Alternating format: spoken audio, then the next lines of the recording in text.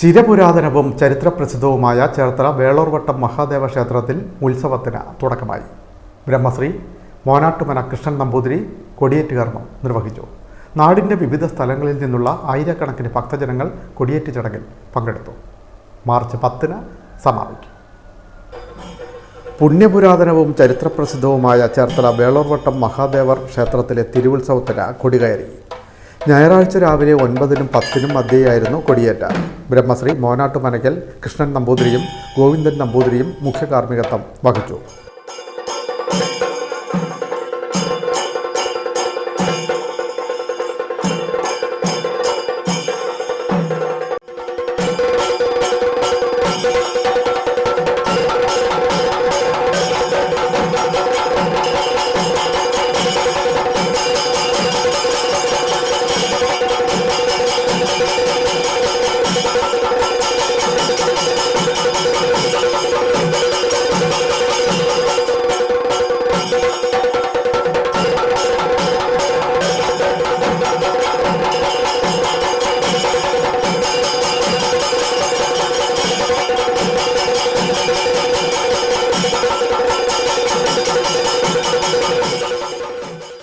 Devaswom president P Chandramohan, secretary CK Suresh Babu, treasurer P Govindakammath, vice president GK Ajith, joint secretary NB Madhusoodanan, committee അംഗങ്ങളായ MB Sohanlal, CV Venugopal, Jayakrishnan, Puthumana ഇല്ലം, R Prasad, MB Mahidharan, CM Purushothaman Nair, K Murugan തുടങ്ങിയവർ സന്നിഹിതരായിരുന്നു.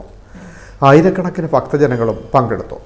തുടർന്ന് വേളൂർവട്ടം മഹാദേവർ ക്ഷേത്ര നാരായണീയ സത്സംഗ സമിതിയുടെ നേതൃത്വത്തിൽ സമ്പൂർണ്ണ നാരായണീയ പാരായണം നടന്നു. കൊടിയേറ്റിന് മുന്നോടിയായി ഫെബ്രുവരി 24-ന് ആരംഭിച്ച പരിഹാരക്രിയകൾ മാർച്ച് 2-ന് സമാപിച്ചു. ഈ ദിവസങ്ങളിലെല്ലാം വൈദിക ചടങ്ങുകൾക്ക് പുറമെ വൈവിധ്യമാർന്ന കലാപരിപാടികളും ഒരുക്കിയിരുന്നു.